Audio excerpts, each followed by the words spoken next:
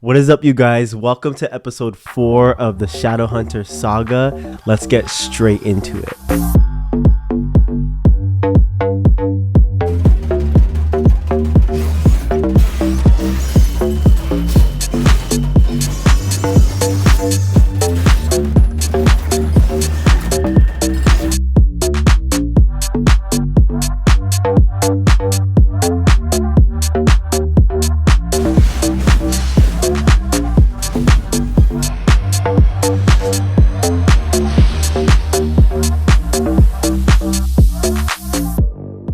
This Shadowhunter Saga is going to be interesting because this one, I was sent on a mission by the Federation to my mom's work.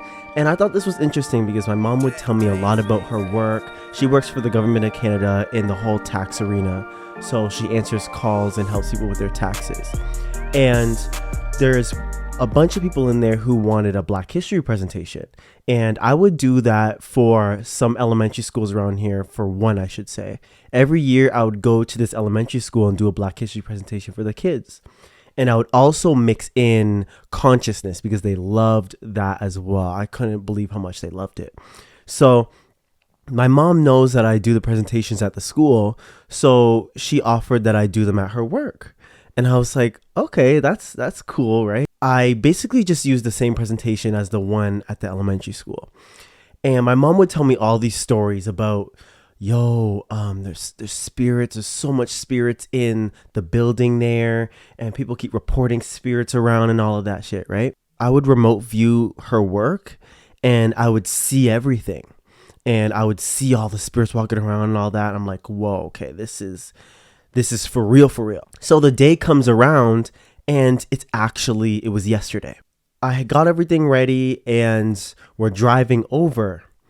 As soon as we get to the building, man, oh my God, I was like, oh Lord, here we go.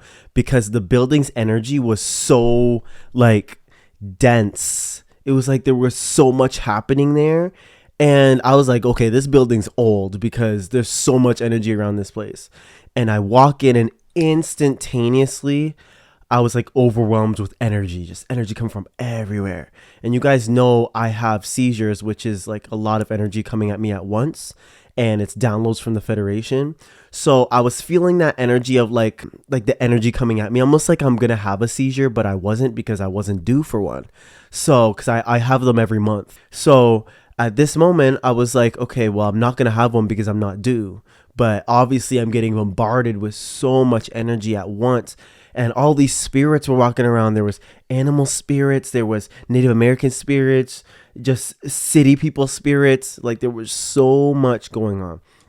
So I walk in, I get into the place, and it's like a classic office with the boxes where people go and they do the calls and all of that, right?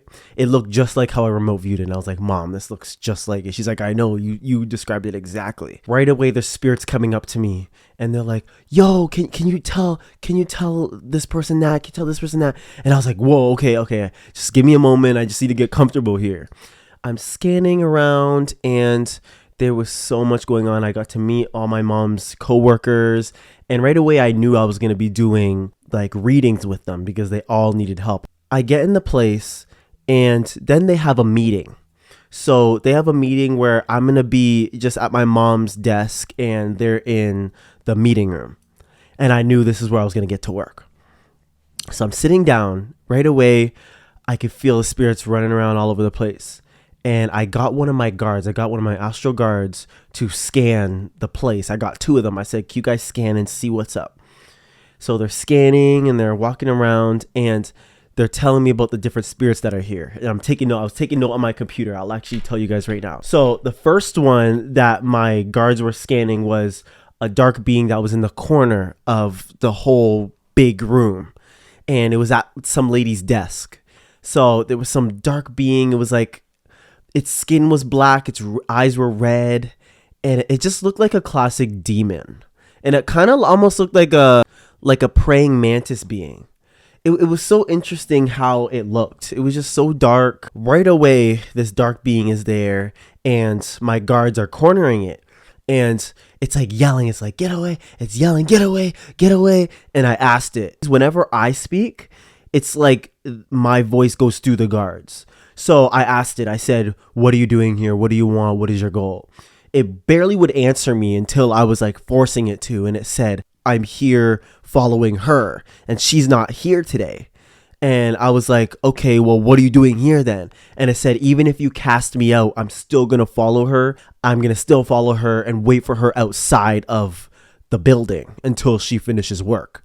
I was like, damn, this guy's a creeper. It's like, shit. I basically told it, you got to get out and I got my eyes on you because you can't be messing around with this woman like that. She's got stuff to do. And it was like, I'm coming for you. Of course, I was like, I'm coming. I'm going to stay. I'm coming for you, Cash. I'm coming for you. I was like, yeah, shoot. And it was gone. It's funny now, but then it wasn't because I'm like, this lady really has this big ass dark being following her around. There's a bunch of animals walking around, bunch of animal spirits, like dogs, rabbits. One of them was a deer. I was like, damn, this is, Animal Jam. The next one was an old man. He looked like he was someone's husband or like father or grandfather. I'm not quite sure. There was a young boy, which it was someone's son or a son that I kept hearing a son that they never had. I was like, interesting, because a lot of people get this where they have like kid spirits following them and the kid acts like that person is their mother, and the person that doesn't even know the spirit's following them feels like they have a kid in some form, but they think they're crazy. Next one, there was lots of Native American spirits, lots of them, and city spirits, like business people. 2 Native American chiefs that were following, like walking around, and they were following the manager. So they were always behind the manager, 2 of them standing behind her. At the end, the meeting finished. And I told my mom a little bit about the spirit. I said, right away she came in, I said I wasn't going to tell anybody else but her. I said, Mom, there's a dark being in the corner and it's following some lady that's not here today. She's like, oh yeah, that she has incredibly dark energy. We knew there was something up and she definitely has something following her. I said, yep, it was some tall ass demon being, and it says it's gonna be waiting for her outside of work every day, even if I cast her out. And she was like, whoa, like, I'm not surprised. So she was not surprised. I was like, okay, but I knew my mission wasn't done there. That couldn't have been it. Right away, I started doing my rounds. Around the work, and I talked to this one lady. I said, do you have a grandfather? And she's like, I said, grandfather that passed away. She's like, yeah. And I said, looks like this, like bald here and then hair all around. And she's like, yeah. And I said, he's always sitting here watching you work and he likes to see your work ethic and all that. She's like, I feel him around me and all of that. And I always get signs from him that he's there, but I think I'm crazy sometimes. I was like, no, he's there and he's watching you. She's like, yeah, I knew it. I felt it. So right away, I was just her confirmation to let her know. And I gave her some messages about like his building or her like something like that. So there was a lot of messages I gave her about that. There was some more messages, some miscellaneous messages I gave to other people around the work. So I was doing my rounds. I did the Black History presentation. It was really good. Long story short, it was really good. And at one point I stopped and I said, does somebody here have a kid or like a kid that passed away, or maybe they had a miscarriage? And everybody was silent. And I was like, okay, just so you know, there is a kid here and it's somebody's child. And I was letting them know that. And then later on, someone came up to me and said, oh, the one coworker had a miscarriage and she was crying because, that was her kid that you read. And I was like, whoa, but I'm thinking, why didn't she tell me? That's a touchy subject for people. So I was like, okay, whatever. There was some other kid spirits, one kid spirit that was following the one lady, and I let her know there's a kid following her. The kid was telling me to tell her that he's been stealing her chocolate. She's like, that's where my chocolate has been going. I've been wondering why I put chocolate out and then it's gone. And I'm like, it was the kid. So that was funny. I love that. And the kid was like laughing. He thought it was hilarious. I did a whole bunch of readings for the people in the work. One after the other, I would sit in the office room. One would come in, I'd do reading for them, they would leave, another would come in and then leave. Then I did one for the manager. I go into the manager's office, and she's kind of weary, as they all were, I'm saying, because a lot of them were crying after the reading, or they were mind blown. They were taking notes and stuff like that. So they were starting to believe that they were that this is for real, for real. I'll go a little bit into the people I read. One of them was a witch, and she felt it. She's being drawn to witchcraft, but again, she thought she was crazy. And it's literally in her blood. The one is meant to be a business owner, like a CEO, and she runs things, but she doesn't have the classification of manager or CEO or anything. And so she knew that, I let her know, I'm like, you run things. She's like, yeah, I do. But she doesn't have the classification. The other one had struggles with her children, and bringing her family together. The other one had, issues with anxiety and social anxiety. A bunch of them had that, actually. So that was interesting to help them with that. And then the last one, I went to the manager. And now the manager was interesting because I went into her office, and these big, like, Native American chiefs are standing behind her on her left and on her right. And I actually told her this before, like, while I was doing the presentation. I stood there and I said, just so you know, you have like Native American chiefs standing behind you. And then we went into it a little bit. She talked about her Native American roots, and she looks white, but she has Native American roots, and I knew it. And she's like, yeah, I do have Native American roots. And she's talking about the presentation and how it meshed with Native American history and all that. We were talking about human history and people of color, right? So I was giving little messages during the presentation, but after I did the one-on-one. So I go into her office, and I'm like, yeah, you have the two standing behind you, and they want to let you know that being a chief is in your blood, which is why you're always drawn to being a leader. You're an amazing leader. You take pain away from people, and you process it yourself. And she's like, yes. She's going deep into it. She's like, yes. How do you know this? How do you know this? I'm like, this is what I do, right? This is what I do. But when people ask how I know, I just say I know stuff I shouldn't. The chiefs also wanted to help her in her personal journey. And she was like, okay, thank you. And then she gave me money after. She was like, thank you so much. Like, you helped everybody in this building. And I wasn't expecting any money. I was like, really, my payment is helping these people, because everybody in that building are leaders and they help people. And my goal is to help people that help people, so then those people that they help can be helped better, right? So all of them I helped, it was for the betterment of humanity. That was my payment, was the planet being helped. And she gave me $100. I was like, whoa, thank you. Story's not done yet. I was already getting really drained. This is when I started getting drained at the end. I was just doing work at the desk, and I was getting real drained. I was going like this, and I was starting to fall asleep. I was like, oh no, it's kicking in. What are the odds my dad came to pick me up right then? And I was like, Dad, you low-key saved my life. He came at the right time, because I kept feeling that energy of like, I'm going to have a seizure. But I knew I wasn't. So I was like, okay, it's just energy being bombarded at me all at once. As soon as I walked out the building, I was like, like, it was like a relief. And that building's really old. They kept telling me, like, this building's really old, and they all knew there were spirits in there. And now I was like their confirmation about all the spirits and that stuff and their lives. The whole ride home, I was like falling asleep. I was going like this. I was like, oh no, it's kicking in, right? What are the odds, bro? I get home and I had a seizure. I wasn't due for one. I'm not due for one for 2 weeks.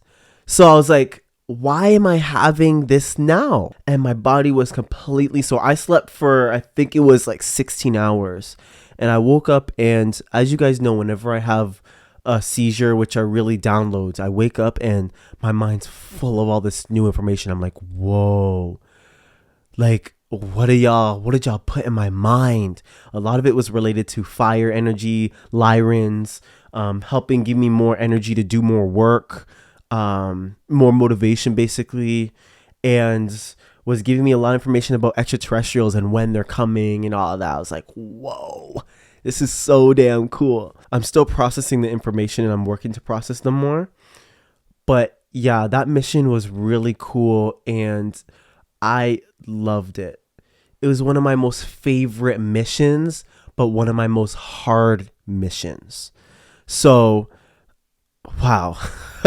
And my mom was so upset because she thought it was her fault. She's like, I shouldn't have brought you there. You're so sensitive, and I brought you there, and this happened to you. And I said, no, it was a mission to go there. I was supposed to go there, and this was supposed to happen. So do not worry. She still feels like it's her fault. It makes me feel bad because I'm like, it's not her fault. Then my mom did Reiki on me after. She's really good at Reiki, and she's always there for me whenever I do a hard mission. She's always there for me in Reiki. So she did the Reiki on me, and then I went to sleep. I couldn't even eat. Now I woke up, all I had was a smoothie, water, and a piece of chocolate and a granola bar. That was it. Like, that's all I want to eat. So I noticed my body's getting lighter and I'm getting lighter. I'm evolving very quickly. I hope you guys enjoyed this video. This was one of my hard missions and one of my most fun and favorite missions. And to all of my light workers out there that are on mission all the time, thank you for doing your work you do. And we see you, okay? We see you as the Galactic Federation.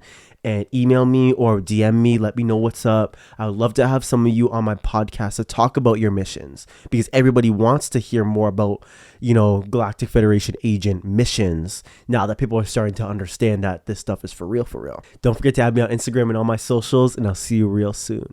Peace out. Bop. So I just ended the video and I wanted to say real quick that part of my upgrade was realizing who the true enemy is. Now, I always knew that it was the Draconian Empire and the Dark Empire upon Earth and the galaxy, but they've made it known who the real, who my arch nemesis always was, especially going back to Lyra. Now, I'm going to talk about my Lyran memories and all that stuff coming up soon, okay? I promise. But I just have so much memories that I've been processing for the past few months, and one of the downloads I got from this seizure was about my arch nemesis, for lack of a better word, Ridley. Now, that is the name they have for it, but really it's like this giant dark dragon being, and the empire he's created on Earth and in the galaxy. Now, for anybody else who knows about this, let me know, because many Lyrans will feel like their arch nemesis is the Draconians. But I remember all my lives, especially in Lyra, aiming for this dragon being named Ridley. So he was one of the number one reasons why Lyra was destroyed, because he was one of the leaders that led it. And I remember fighting him and aiming for him while I was a bounty hunter, and I lost many times. I would always fight. I would not stop going for him until I won. And there are times where I've checkmated him, won a few times, but never taken him down, which was my goal. So I thought that was interesting. I wanted to let you guys know that real quick. And Lyran memories coming up soon.